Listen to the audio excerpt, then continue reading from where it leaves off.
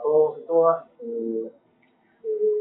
Quiero, en representación del Centro de Investigación Social Aplicada, CISA, darle la bienvenida a esta conferencia de la doctora Marian Colón, Perfiles Fotográficos, Modernidad, Colonialismo y Promoción Turística en el Trópico Estadounidense.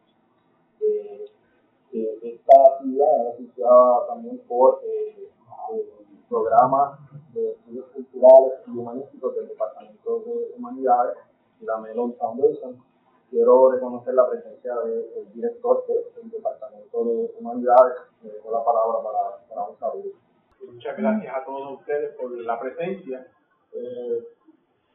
Me place que Marian Colón esté dando esta conferencia hoy. Y creo que es un gran esfuerzo el que están haciendo los profesores a cargo del programa de estudios culturales y humanísticos. No solamente expandir lo que los estudiantes en este programa están logrando, sino también lo que están haciendo por el bienestar y el avance de la oferta de las humanidades. Las humanidades, uno de los problemas que teníamos en el departamento era que se estaban quedando en el siglo XIX y de ahí no sabía mucho. Y con estas nuevas disciplinas que se están desarrollando en el programa, están actualmente actualizando, ¿no? y haciendo más pertinente este estudio de las humanidades y con esta nueva generación, ¿no? Y estas nuevas ideas que están surgiendo, pues se le puede encontrar un valor más pertinente y que ustedes puedan identificarse en esas áreas de estudio. Así que mi agradecimiento a ustedes por el trabajo que están haciendo. Quiero hablarles un poco de la profesora Marian Colón. La profesora estudió un doctorado en lenguas y literatura romance y un certificado en estudios latinoamericanos y caribeños de la Universidad de Michigan en Ann Arbor. Su trabajo de investigación explora las complejidades de la producción cultural auspiciada por el Estado en iniciativas de desarrollo comunitario y educación popular. Entre sus proyectos más recientes se encuentra su trabajo como asistente de producción en un documental Everything Seems Possible, Luis Muñoz Marín and the Making of the Modern Puerto Rico, de los cineastas Oren Gudafsky y Ramón Rivera Moret. En su investigación Shared History and Intertwined Cartography, aborda la representación de las posesiones coloniales estadounidenses en guías de viaje y colecciones fotográficas auspiciadas por el gobierno federal durante la Gran Depresión como parte de una serie de esfuerzos institucionales por incorporar geografías y subjetividades diversas a la mitología nacional de la metrópoli. Actualmente se desempeña como catedrática en el Departamento de Humanidades del Recinto Universitario de Morelos y su programa graduado de Estudios Culturales y Humanísticos. Les dejo entonces con la doctora Marian Colón.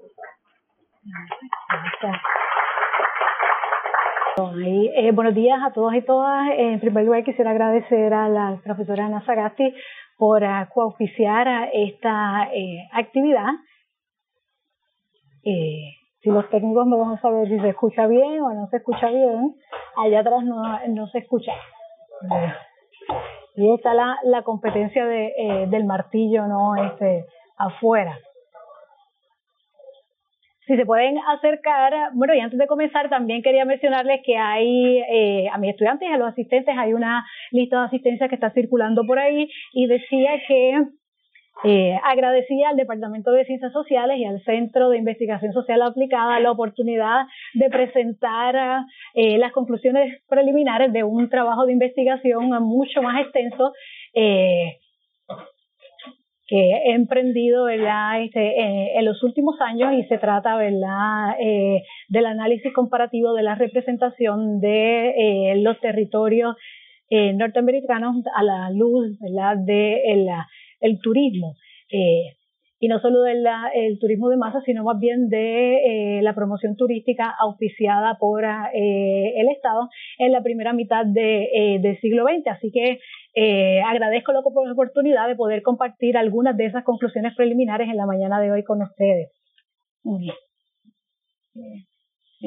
En el 1940, la editorial neoyorquina Dole, Sloan & Pierce celebraba la publicación de la serie Profiles of American Lands, un conjunto de libros cuyo atractivo principal residía en la peculiaridad de su formato y contenido.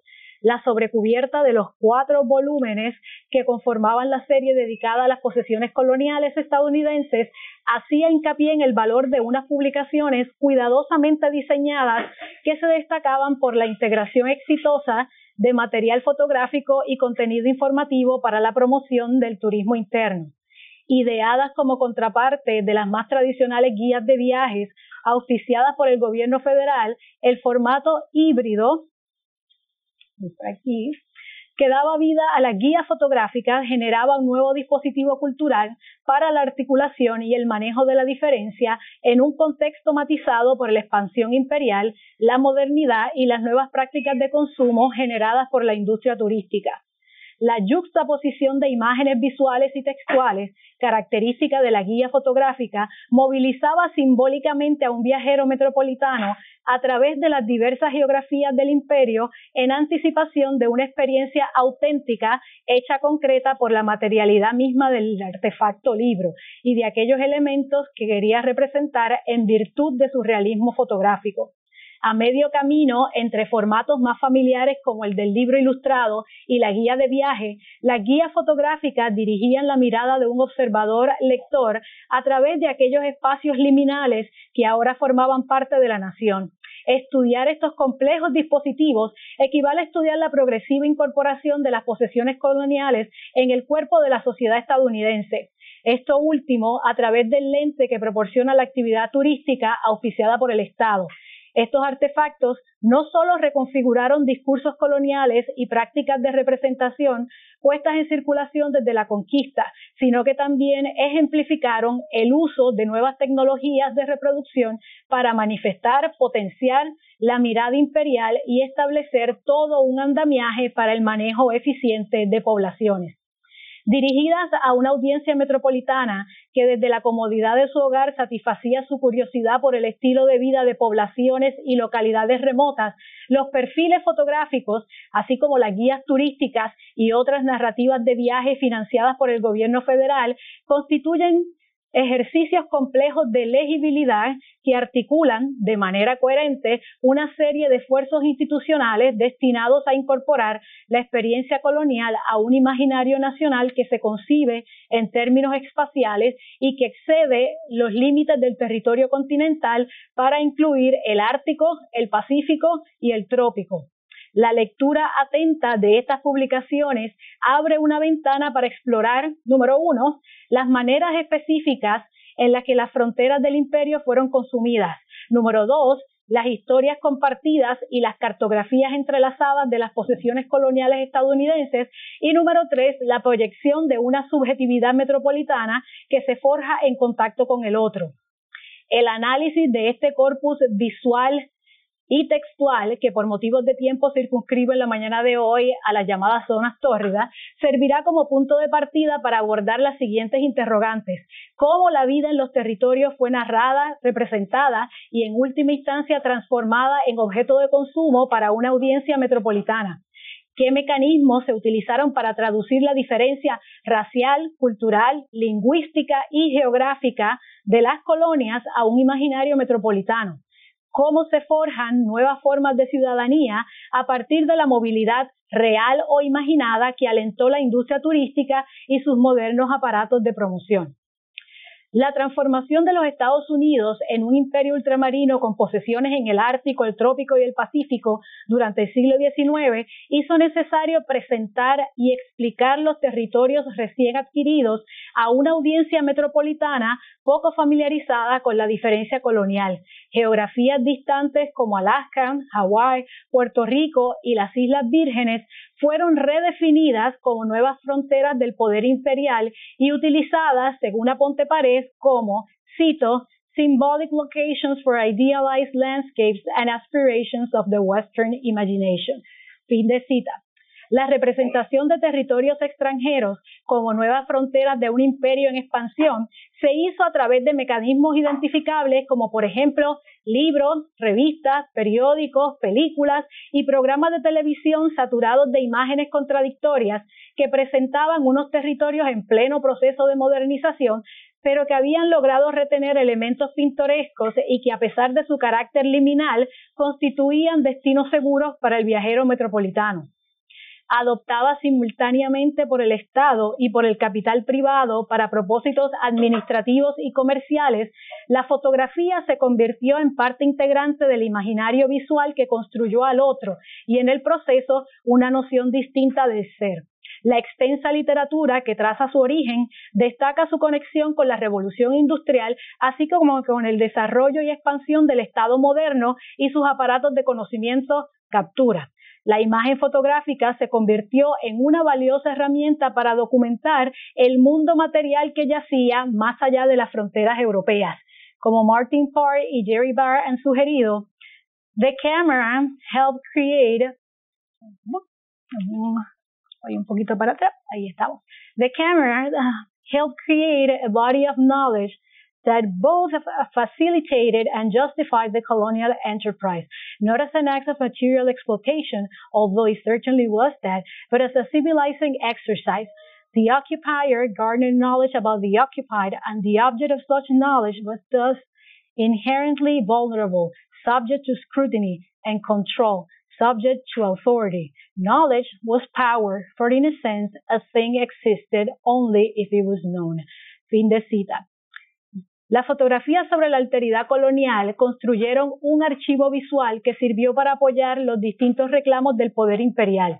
Su carácter documental facilitó la codificación de recursos coloniales para propósitos estatales, militares, científicos y comerciales, ya que la imagen registraba de manera aparentemente objetiva los beneficios potenciales que justificaban la intervención en el extranjero. Reproducidas o ensambladas en formatos reconocibles como el del libro, la combinación de imagen y texto aseguraba una mayor circulación y legibilidad del contenido y funcionaba como, cito, a powerful and persuasive surrogate for the things that scientists, explorers, and colonial opportunists of the industrialized world could not transport back to the dusty glass cases in the buildings that were specially constructed to accommodate the things gathered by the knowledge industry. Fin de cita. El archivo visual producido por los fotógrafos del Imperio estadounidense se materializó, entre otras publicaciones, en guías fotográficas que aspiraban a reproducir de manera imparcial información sobre la naturaleza misma del mundo material aprendido empíricamente por un observador distante y privilegiado. Es precisamente lo que algunos han denominado como imperativo taxonómico, lo que hace de la imagen fotográfica un modelo persuasivo para el manejo de la diferencia. La veracidad de la fotografía, su poder documental, proveyó a la clase gobernante un mecanismo para representar y controlar narrativas de sujetos coloniales que simulaban registrar hechos históricos. Sin embargo, estas narrativas eran más una proyección de la subjetividad metropolitana que un documento en sí mismo. En los Estados Unidos, los esfuerzos documentales más importantes fueron acometidos por las iniciativas novotratistas del presidente Franklin Delano Roosevelt durante los años 30. Probablemente el proyecto fotográfico más reconocido de la administración Roosevelt fue el que llevó a cabo la unidad fotográfica de la Farm Security Administration.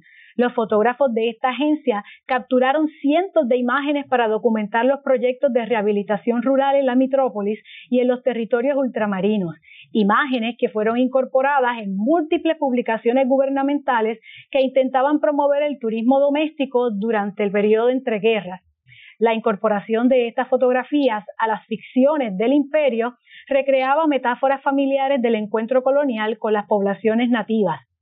Las guías fotográficas producidas por la administración colonial narraron visualmente discursos metropolitanos sobre la otredad. Distintos elementos contribuyeron a la supuesta autenticidad de estos artefactos como agentes reformulados de la modernidad.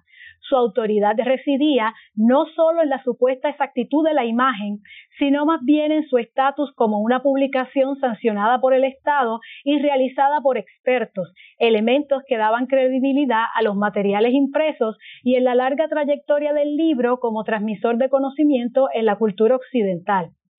Como Paul Neal ha señalado, the order of Western knowledge and the notion of Westernness itself, an important legacy of printed books, reinforce the authority of such 1898 publications to describe and explain new territorial acquisitions by invoking an established narrative of world expansion and exploration that authorize Western epistemologies, subjectivities, and identities. These narratives will thereby energize expansionist desires under the assumption of the West as the globe's discoverer. Fin de cita. Como un nuevo artefacto cultural, la guía fotográfica reconfiguró o apropió el existente repertorio visual para apoyar el discurso de integración nacional promulgado por las distintas iniciativas del Nuevo Trato canalizadas a través de la Work for Progress Administration. Como Hilda Blanche ha sugerido, aunque las publicaciones de la WPA estaban enmarcadas dentro del programa de rehabilitación realizado durante el Nuevo Trato, fueron vehículos de integración de un discurso de cohesión nacional que redescubría las raíces culturales de Estados Unidos y sus territorios y los incorporaba como elemento dentro de la redefinición de la identidad nacional. Por otro lado, esa búsqueda de los orígenes culturales permitía promover el desarrollo económico a través del turismo. Para la autora, tanto los American Guides como los perfiles fotográficos integraron efectivamente el discurso estadounidense de redescubrimiento de su nación dirigido a los propios estadounidenses, a la vez que entreveraron los discursos modernistas, turísticos y geopolíticos, representando así la realidad de Puerto Rico durante el periodo del Nuevo Trato. Los sucintos retratos de los territorios textos publicados por Dole, Sloan and Pierce en 1940 fueron concebidos originalmente como un grupo limitado de publicaciones que acompañarían las guías de viajes dedicadas a los 48 estados de la nación, el Distrito de Columbia, Puerto Rico y Alaska. Como editor territorial de este proyecto auspiciado por el Federal Writers Program, Merrill Colby no solo supervisó el proceso de redacción, edición y publicación de las guías de viaje correspondientes a Alaska y Puerto Rico. Este funcionario gubernamental con aspiraciones literarias también redactó los ensayos incluidos en las 4 guías fotográficas dedicadas a los territorios de Alaska, Hawái, Puerto Rico y las Islas Vírgenes. El título que da nombre a la serie, Profiles of American Lands, enfatiza precisamente el objetivo de unas publicaciones que aspiraban a dibujar los contornos reales e imaginarios de poblaciones y regiones conocidas o poco conocidas para el público metropolitano, destacando sus rasgos particulares y convirtiéndose, gracias a su realismo visual, en, cito, evidence of identity and placement. Fin de cita.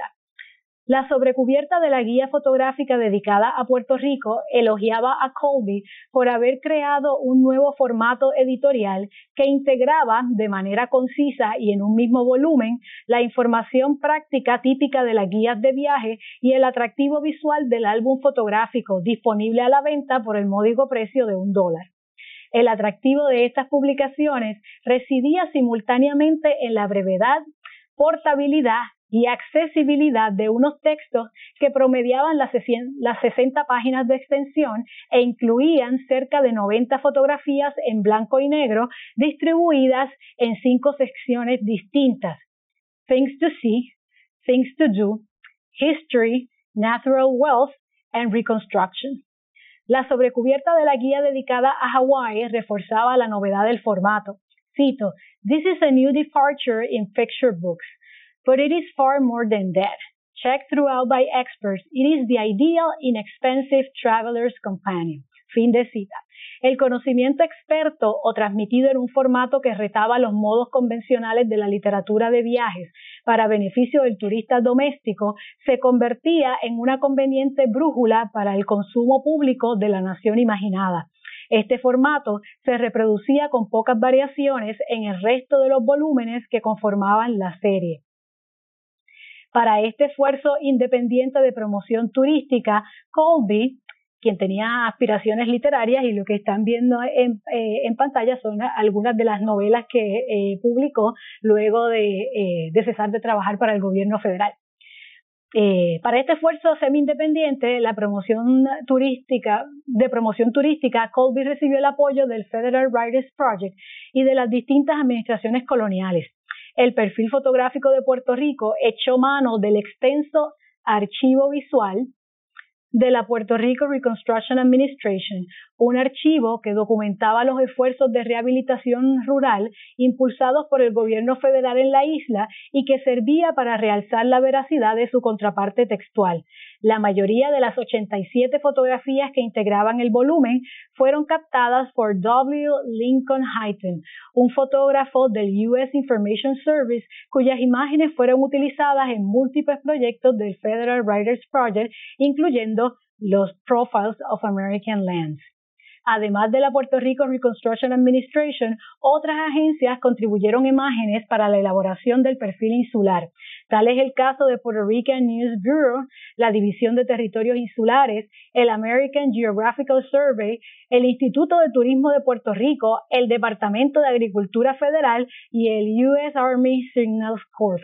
Estas fotos se combinaron para mostrar una isla en transición en los albores de la modernidad y al mismo tiempo configurar el 1940 como un momento fundacional en la transformación de la historia insular. La mención de todas estas agencias sugiere una inversión institucional en la documentación de una realidad cambiante que sirvió múltiples propósitos. El perfil fotográfico de Puerto Rico comenzaba con un preámbulo o más bien una invitación del gobernador William Lee a participar de una experiencia turística que enfatizaba las conexiones históricas entre los Estados Unidos y Puerto Rico, unas conexiones que eran el resultado directo de la expansión colonial. Que ven algunas de las imágenes de las portadas de la serie Profiles of American Lands, ¿no? Cito de la guía. The history of the United States began in a sense in Puerto Rico. Here, Columbus landed, the only soil under our American flag on which he set foot. From here, Ponce de León departed on the expedition in the course of which he discovered Florida. Many historic monuments remain as sermons in stone for contemporary Americans.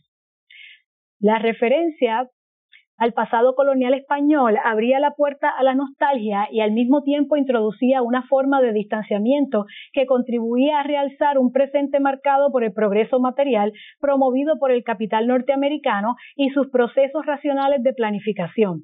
Para el gobernador, los vestigios de un pasado español no constituían los únicos atractivos de este paraíso tropical. A estos atractivos se añadían unos esfuerzos de reconstrucción que registraban el antes y después de la intervención estadounidense. Cito: In recent years, energetic measures of reconstruction and defense have been taken in these Caribbean outposts. Of no less interest to the visitor than historic relics are the housing development, rural resettlement projects, irrigation and hydroelectric power works, soil conservation measures, and the work of a number of insular and federal agencies engaged in rehabilitation. Fin de cita. Una sucesión de 21 fotografías evidenciaba la transformación socioeconómica que se estaba llevando a cabo en la isla gracias a las numerosas iniciativas de la Puerto Rico Reconstruction Administration, iniciativas que incluían programas de rehabilitación, educación, salud, vivienda, eliminación de arrabales, creación de cooperativas, servicios sociales, rescate de terrenos, erradicación de la malaria, control de plagas, conservación de suelos, reforestación, irrigación, desarrollo de energía hidroeléctrica y protección de cultivos como la caña, el azúcar, el café y el tabaco. La enumeración de estas iniciativas enmarcaba los esfuerzos de reconstrucción dentro de una narrativa de proporciones épicas en la que la administración colonial batallaba heroicamente para erradicar la pobreza. Académicos como Oscar Vázquez han identificado en el amplio repertorio visual de la administración colonial el uso de un lenguaje que subrayaba procesos de cambio acelerado y que servía para ilustrar la inevitable transformación de formas de vida y trabajo vinculadas a un pasado agrario en referentes de progreso. Los perfiles fotográficos intercalaban imágenes contrastantes como testimonio visual de los logros alcanzados por las distintas iniciativas de reconstrucción. La reproducción visual de las flamantes obras de arquitectura, ingeniería y desarrollo industrial promovidas por el capital estadounidense se convertían en ejemplos concretos del ordenamiento racional del espacio. Por consiguiente, cito, "The effects of government planning are seen as spectacles of power and control over the natural environment that render the rural world into an orderly landscape." Fin de cita. Las casas de madera y paja de la ruralía cedían paso a modernas construcciones de concreto. Los arrabales capitalinos eran sustituidos por modernos complejos de vivienda urbana y la actividad agrícola por la industrial. Este lenguaje, sin embargo, hilvanaba una retórica paternalista que justificaba las condiciones opresivas exacerbadas por el mismo poder colonial que dirigía las iniciativas de reconstrucción. Miren ahí, ¿verdad? Esta retórica paternalista se replicaba en el perfil fotográfico de las Islas Vírgenes, subrayando la continuidad de las prácticas de representación coloniales. El ordenamiento racional reducía los efectos adversos de la presencia imperial, como por ejemplo la transformación radical del paisaje tropical. Esto en aras de mantener los elementos pintorescos que atraían al turista estadounidense. Lawrence Kramer, el gobernador de las Islas Vírgenes, aseguraba que modern sanitation, education, reconstruction, while bettering the condition of the natives, have taken away nothing of the island's old-world charm, in the belief that sophisticated travelers will here find natural beauty and historic interest unlike any they have encountered before, while enjoying the familiarity of American ways and language and the security afforded by their own flag. Y de cita.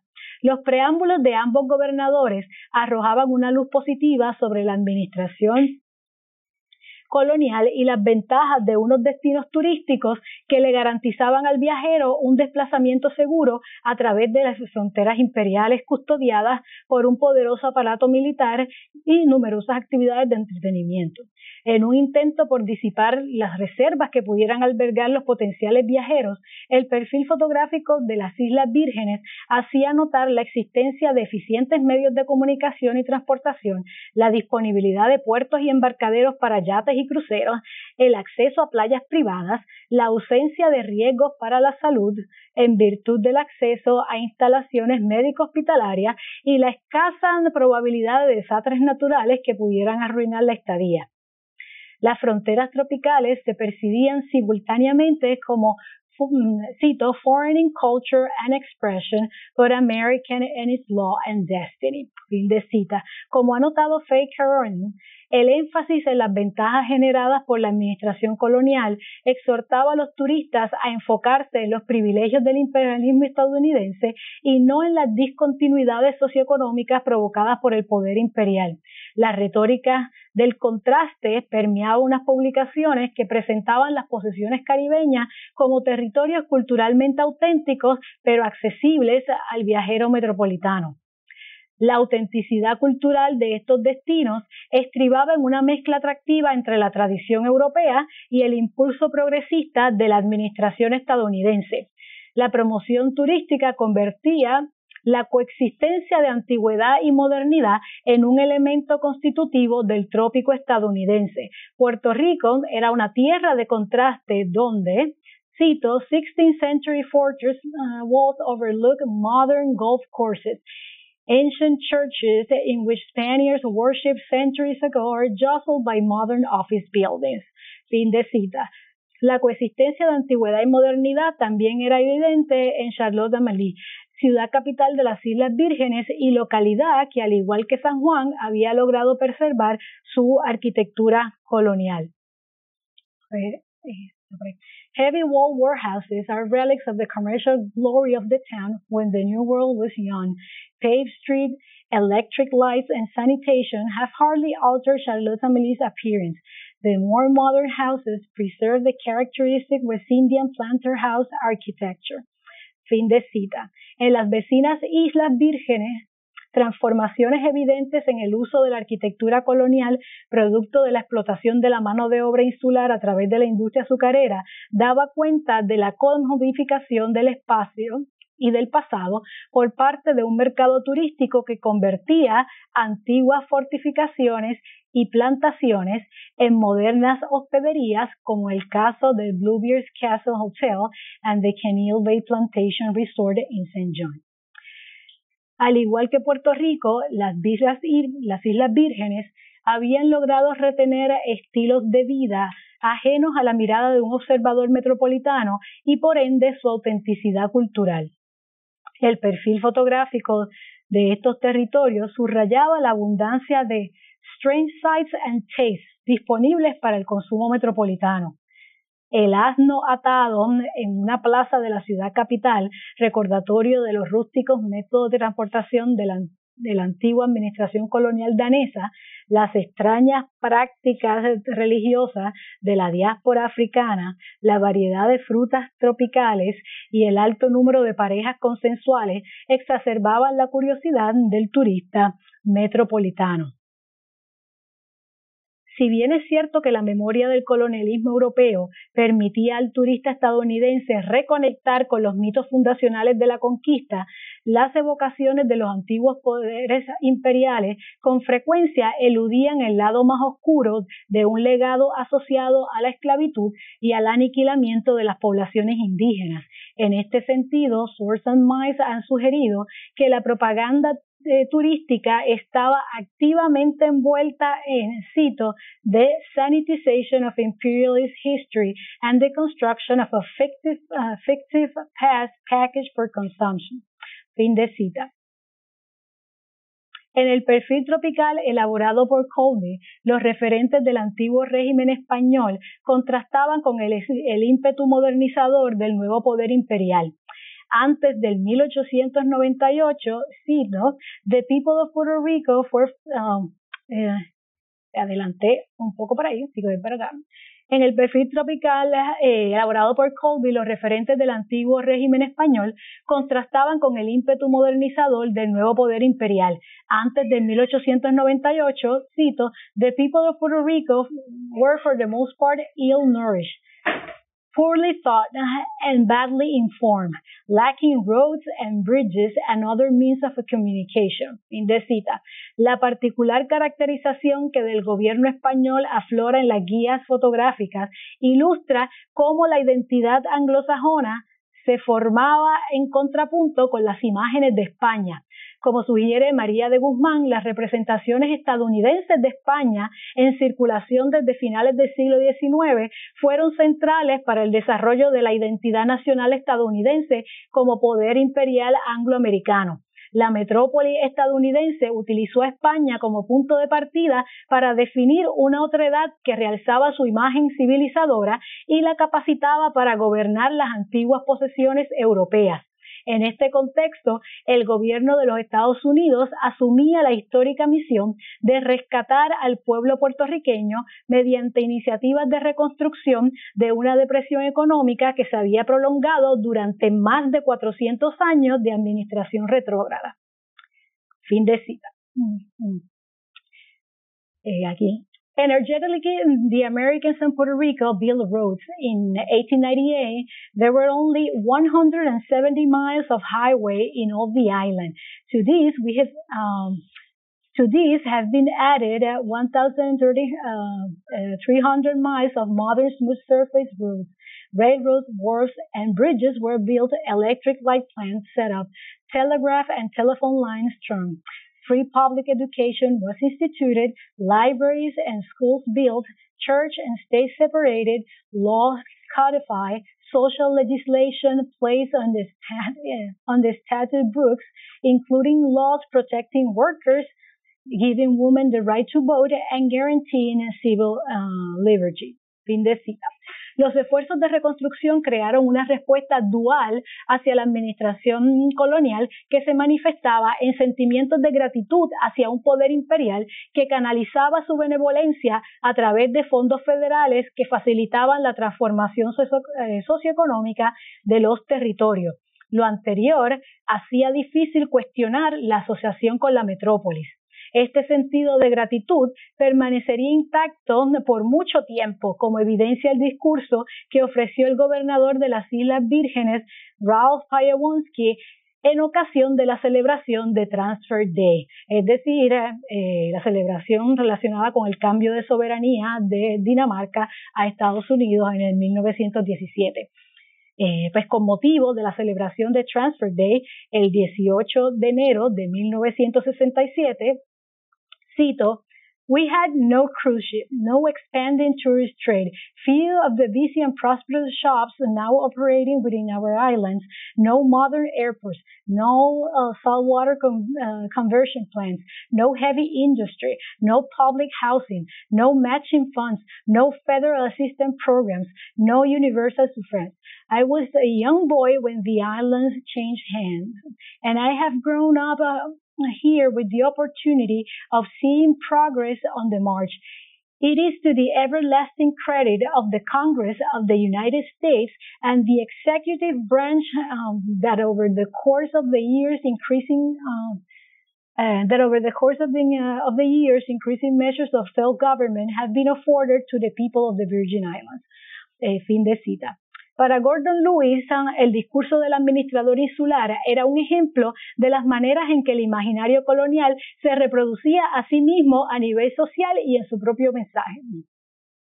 El gobernador federal y los intereses comerciales aunaron esfuerzos para ampliar el acceso a las posesiones coloniales a través del turismo, los barcos de vapor, los vuelos comerciales y la construcción de instalaciones hoteleras estimularon la actividad turística. Pero no obstante los avances en la transportación y el aumento en el número de habitaciones disponibles, una visita a las zonas más remotas del imperio representaba un gasto oneroso para el ciudadano promedio. Como resultado del anterior, el turismo no registró incrementos significativos durante las primeras décadas del siglo XX. Constituyó una actividad marginal pero importante en las localidades más distantes del territorio estadounidense, localidades que tenían que competir con el turismo de élite que solía frecuentar Europa y el Mediterráneo durante sus vacaciones. Un aumento en la actividad turística dependía de la creación de estímulos específicos para viajar entre la población continental. Y también dependía del desarrollo de áreas turísticas que satisfacieran las necesidades de los viajeros.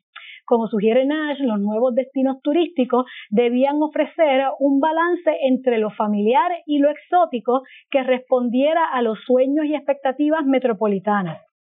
Such places must be different enough to satisfy the tourist impulse. Such differences, however, must be compatible with the tourist needs of specific metropolitan centers. Such compatibility sometimes is described as charm, beauty, or excitement, but it must always be assessed in terms of metropolitan expectations or needs. El gobierno federal desempeñó un papel importante en la creación de impulsos turísticos a través de sus publicaciones, guías de viajes, álbumes fotográficos, entre otras, y del establecimiento en 1937 del United States Travel Bureau, una oficina cuya tarea principal era la promoción del turismo en regiones y localidades dentro y fuera del continente. El United States Travel Bureau diseminó información acerca de los 48 estados de la nación, así como de los territorios administrados por el Departamento del Interior, agencia federal bajo la cual fue creado. En cooperación con los gobiernos insulares, alentó viajes y cruceros a destinos tropicales como Puerto Rico y las Islas Vírgenes, algo inusual ya que la promoción turística de la metrópolis recaía principalmente en el sector privado. El uso de fondos públicos para dicha tarea destaca la extensión de las instrumentalidades del gobierno a la esfera turística. el U.S. Tourism Bureau se convirtió en un ávido consumidor de los productos de la Work for Progress Administration, agencia que financiaba sus operaciones. En un ejemplo de cooperación interagencial, ambas dependencias gubernamentales trabajaron en conjunto para aumentar el consumo y el gasto individual mediante viajes y actividades de ocio a la luz de un incremento en los ingresos vinculados a los preparativos bélicos. Como sugiere Mordecai Lee en su libro See America, The Politics and Administration of Federal Tourism Production, materiales promocionales tales como carteles, guías de viaje y álbumes fotográficos transformaron geografías distantes en localidades atractivas para los turistas norteamericanos familiarizados con el Gran Tour europeo y los placenteros resorts del Mediterráneo. La promoción del turismo en las zonas tropicales se benefició además del desarrollo de la transportación y de las comunicaciones, de una concepción más amplia de la actividad turística que potenció la visita a otras localidades y fomentó el consumo de paisajes para el disfrute y no como parte de una experiencia educativa o edificante. Imágenes de naturalezas exuberantes llamaron la atención de viajeros privilegiados y catapultaron nuevas formas de turismo como el recreativo y el étnico.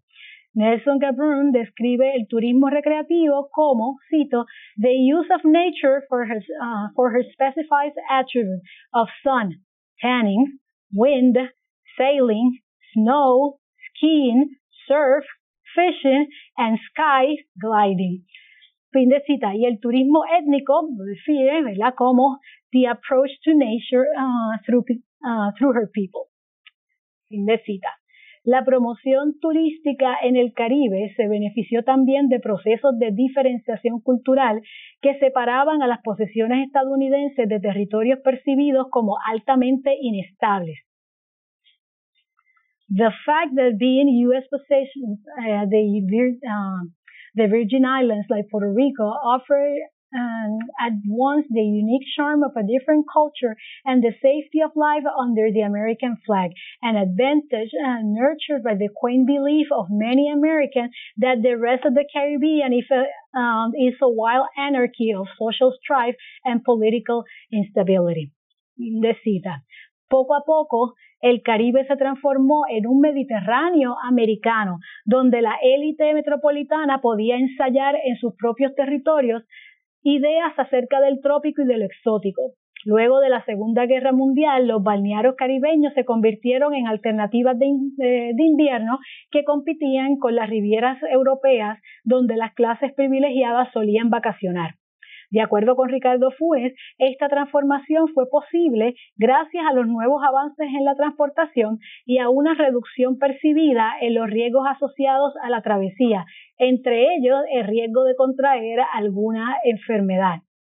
Among factors explaining this evolution is the change in the image of the tropics from places of sickness and death for the white men to early paradises filled with crystalline beaches, exotic landscapes, and hedonistic pleasures, places to escape from freezing winters and the tensions of modern life.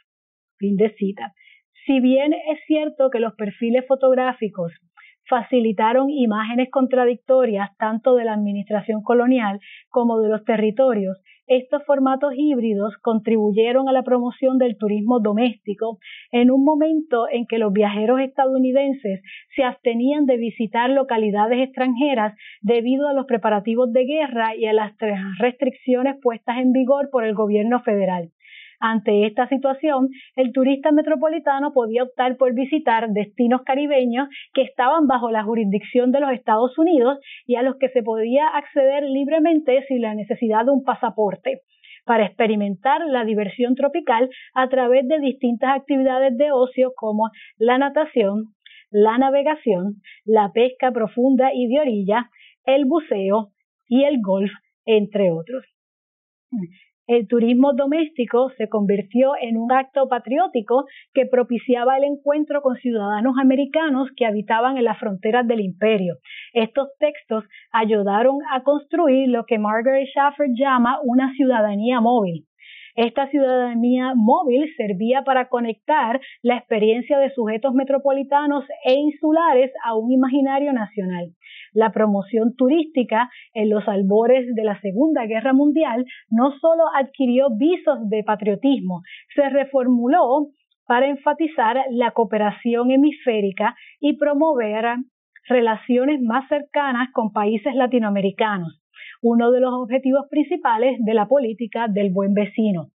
Desde el punto de vista del conflicto armado, los viajes recreativos pasaron a formar parte de los planes de defensa nacional, en tanto promovían la unidad y el bienestar de la ciudadanía, un discurso que fue replicado por otras agencias del Nuevo Trato. Para concluir, la promoción del turismo como estrategia de desarrollo económico y de proyección simbólica del Estado-nación moderno requirió, por un lado, la elaboración de un imaginario visual que descansara en la manufactura del deseo y, por otro, en la reestructuración de las políticas coloniales. Las guías o perfiles fotográficos auspiciadas por el poder colonial reclamaban una representación no mediada de la diferencia colonial que se apoyaba en la autenticidad de una experiencia visual y textual que contribuía a la unificación simbólica de la nación estadounidense y de sus posesiones territoriales a partir de las movilidades asociadas al turismo doméstico.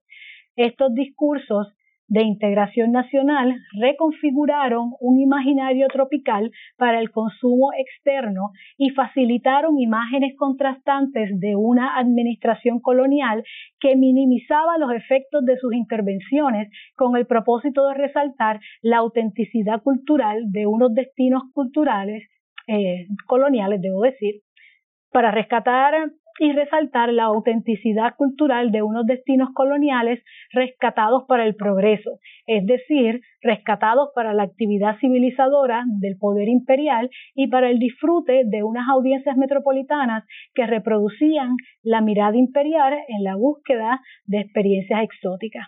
Gracias.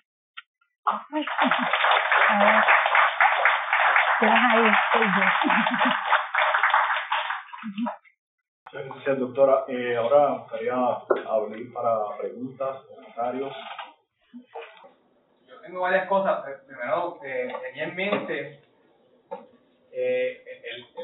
lo problemático que ha sido el guión ese Estado-Nación, porque si bien el planteamiento, ¿verdad? Y uno lo ha hecho tener de Puerto Rico USA, es que en este momento, y todavía al día de hoy, pues en términos del Estado, Estados Unidos no ha integrado a Puerto Rico, ¿verdad? En este momento el planteamiento era precisamente que la Constitución no sigue la bandera, foreign and domestic sense, ¿verdad? Esa salvedad de que no, ¿verdad? Y pues el discurso nation formation, ¿verdad? Es que tiende a absorberlo. No sé si esa ironía, o no sé si vale la pena explorar, ¿verdad? Porque quizás eso no está más en sociología y en ciencia política, ¿verdad? La cuestión de que siempre el planteamiento es que no somos parte de Estados Unidos. Y sin embargo, aquí la representación es que en su narrativa nacional, ¿verdad? Hay una integración, ¿verdad? De ese espacio ahí. Así que pues, estaba preguntándome cómo esas guías reflejan esa tensión de foreign and domestic sense, o ¿verdad? De que no son, ¿verdad? Todavía está, la Constitución no sigue la bandera. O sin efecto se dibuja eso cuando el discurso imperante no es el Estado, sino una nación. Eso sería una primera.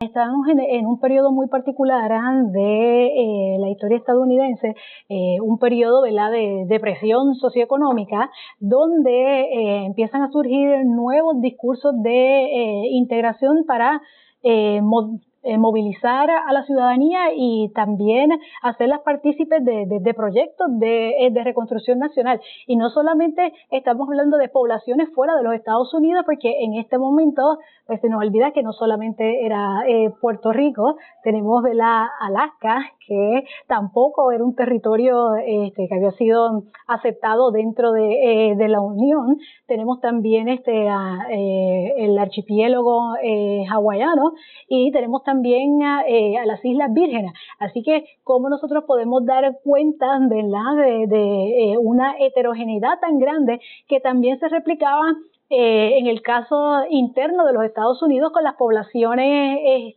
nativoamericanas y con las poblaciones de afroamericanos. Cuando nosotros vemos, y es muy interesante porque podemos sustituir a veces el trópico por el Ártico y el Ártico por el Pacífico y a veces el Pacífico con el sur de los Estados Unidos y nos encontramos con las mismas metáforas. Y de hecho, las maneras en que se describe aquí a las Islas Vírgenes y a Puerto Rico está asociada también con los discursos que predominaban durante esos años con relación a las poblaciones afroamericanas. Y entonces estamos viendo un momento en que tenemos que lidiar con todas esas diferencias, pero lo hacemos a través de unos vehículos o unos formatos que no son tan militantes, ¿verdad?, como serían de lleno abordar asuntos raciales, asuntos, ¿verdad?, de clase. Y entonces desde el punto de vista, ¿verdad?, del discurso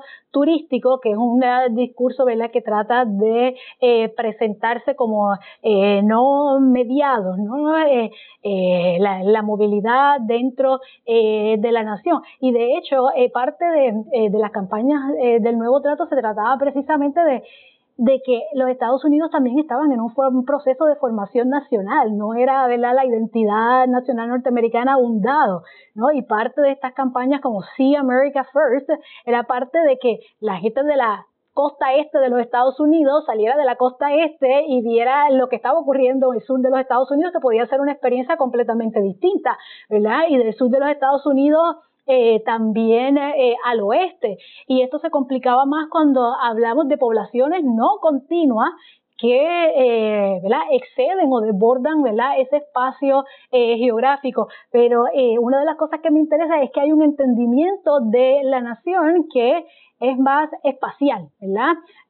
No necesariamente, ¿verdad?, en términos de la formación de la Estado-Nación, aunque sí, ¿verdad?, si se aborda el discurso nacional, pero ese entendimiento, ¿verdad?, de una geografía más amplia que hay que considerar. Podemos cuestionar si fue efectivo o no, pero estaba el discurso ahí de decir, tenemos que salir de ¿verdad?, los confines metropolitanos, y hay un intento por decir, hay otra gente, y se describe no como otra gente, sino como unos conciudadanos que están en otras partes, ¿verdad?, del imperio, y el acercamiento, ¿verdad?, a esas otras geografías y a esos espacios liminales requería, ¿verdad?, de un esfuerzo de interpretación y de traducción, ¿verdad? Cómo traducir la diferencia de Alaska, ¿verdad?, una posesión que era parte de Rusia y que tenía poblaciones nativas y tenía también un paisaje muy distinto a las complejidades también de Hawái, un territorio multiétnico y el más remoto con respecto a los Estados Unidos.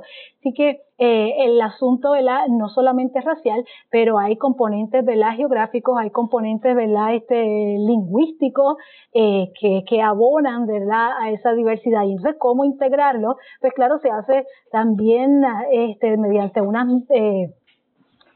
narrativas maestras y también en un idioma, ¿verdad?, homogenizante, que sería, ¿verdad?, el inglés, porque esto está hecho no para el consumo local, sino, ¿verdad?, para ese turista de butaca que recibe o está recibiendo información. Para nosotros en 1898, ¿verdad? Pero si nos ponemos, ¿verdad?, en los zapatos de los habitantes del territorio de Alaska, pues estamos en una temporalidad distinta, y hay información que está circulando, a veces relatos, ¿verdad?, muy fantásticos de lo que ocurre en esas otras geografías, pero el rol que asume el Estado de tratar de promover algún tipo de diálogo, aunque ese diálogo es bueno, ni siquiera un diálogo porque es desde el otro lado, ¿verdad? No hay dos partes que conversan.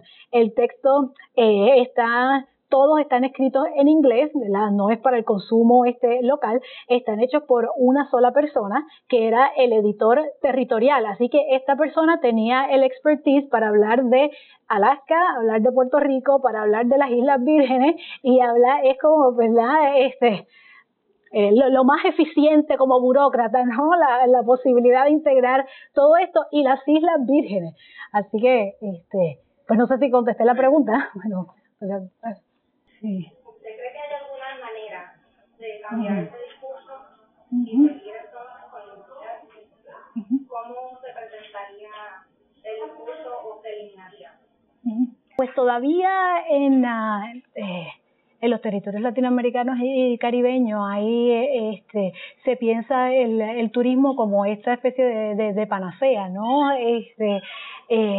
Una actividad económica que va a transformar, ¿verdad? Las condiciones locales y demás. Nos han vendido, ¿verdad? Incluso desde mucho tiempo atrás la idea de que esta sería, como dije principalmente, la panacea, ¿no?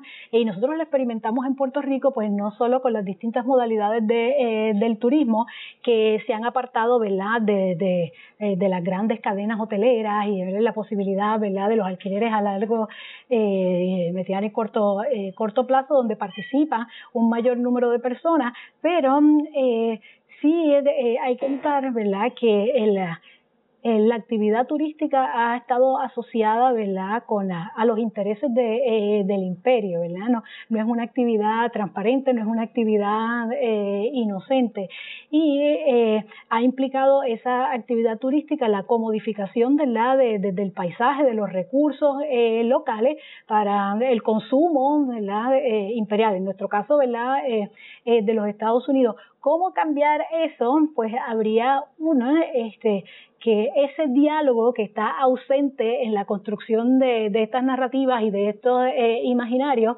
pues tendría que producirse, ¿no? Las comunidades tendrían que estar, ¿verdad?, envueltas también de manera más participativa, y habría que reformular también pues los beneficios que proporcionaría, ¿verdad?, una industria turística que a veces la vemos, ¿verdad?, a gran escala y no la pensamos, ¿verdad?, de una manera, ¿verdad?, más pequeña, más participativa, y lejos de unos enclaves segregados, ¿verdad?, para un grupo de personas privilegiadas que se mantienen seguras porque están bajo la bandera de unos territorios estadounidenses, pero están separadas, ¿verdad?, por controles de acceso y demás. Y en ese caso, ¿verdad?, Puerto Rico presenta un caso distinto porque el desarrollo de la industria turística se dio bastante tarde y con toda una serie de restricciones. Estaba bastante controlada, ¿verdad?, por el gobierno. A diferencia, ¿verdad?, de otros destinos turísticos en el Caribe. Pero sí hay la posibilidad de hacerlo y decir, bueno, pues es de propiciar estas movilidades.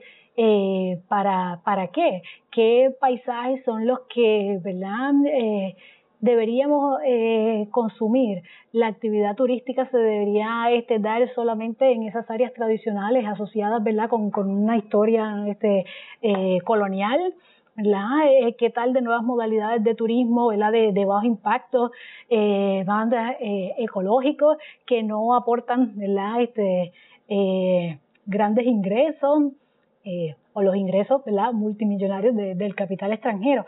Así que sí, hay muchas maneras y uno lo ve a nivel de iniciativas comunitarias, ¿verdad?, de grupos locales que no solo en defensa, ¿verdad?, de los espacios naturales para el ocio y el recreo, ¿verdad?, de la población, sino también como una forma para desarrollar comunidades y hacerlas partícipes de una economía, ¿verdad?, más amplia, sin el libreto, ¿verdad?, pues de una estructura gubernamental. ¿Sí?